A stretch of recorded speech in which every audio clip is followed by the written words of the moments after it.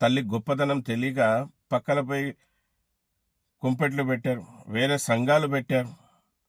పెట్టి వాళ్ళన్నా నడుపుతున్నారా అంటే వాళ్ళు కూడా నడపడం లేదు.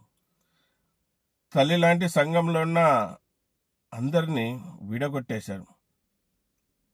తల్లి లాంటి సంఘంలో చిచ్చు పెట్టారు.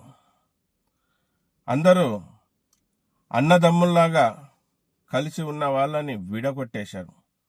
లేని నిందలు అపనిందలు వేసి దాని ద్వారా వాళ్ళకి ఏం లబ్ధి చెందుతుందంటే ఆ యూనియన్కి ఫౌండర్ అవుతారు, ఆ యూనియన్కి ప్రెసిడెంట్ అవుతారు, అంతకుమించి ఏం కాదు.